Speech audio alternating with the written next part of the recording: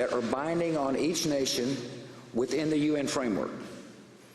And the reason why I believe this is the right approach to take, that unless China and India are part of a binding international agreement, and the United States, then we will not have effective policy in dealing with climate change. It might make us all feel good, but the results won't be satisfactory. And so hopefully, in Seoul, South Korea coming up, there will be a major economy meeting agreement on a long-term goal with binding commitments. President Bush in London at 10 Downing Street. Joseph Romm, your response. Well, the administration has been the worst in the world on global warming, and not only has it refused to take any action at home in the United States, it's fought in the courts efforts to block the states from taking action, and it's been working behind the scenes to undermine global action. There's no question that if China and India are not part of a global, treaty, we won't be able to stop catastrophic warming. But, we are the richest country, and we have been responsible for the vast majority of the cumulative emissions over the past 2 centuries, and everyone expects that we need to show some leadership. We need to take some action to reduce emissions at home, and obviously if the richest country in the world won't take some action, why would developing countries like China and India? So I think the president's argument sounds superficially persuasive, but they've been saying this for a very long time, that we can't act until poor countries act. And of course, if you ever talk to people from China or India, they just laugh at the notion that somehow the richest and most powerful country in the world can't figure out a way to cost effectively reduce its own emissions and lead on this issue. So I think the good news is that the next president of the United States is going to take some action on global warming, and it's just a few more months left in President Bush's administration. Perry Beeman, I wanted to ask about hog farms in Iowa, the issue of pollution and what's happening with them with this immense flooding.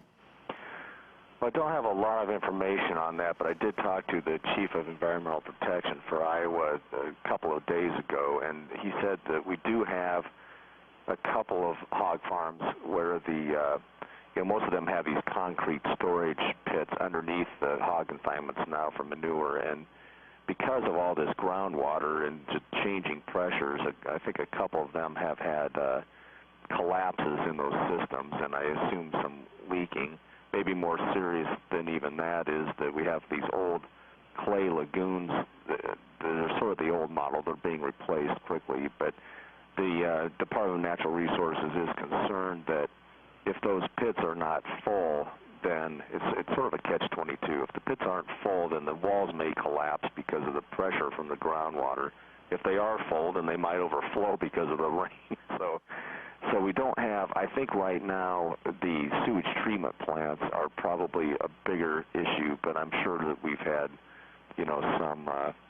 some manure runoff from all of this. Of course, if anybody has applied reasonably lately to the fields, the crop fields, some of that may be running off as well. I also understand that the University of Iowa, which has quite a remarkable museum, was able to get all of its art out secretly before the flood and is now being kept in a secret location in Chicago. You're wondering if that's true, you think? Well, I assume it's true. Well, and I guess I don't have any information on that, although I can say that they evacuated some buildings at Iowa that have never been evacuated for a flood.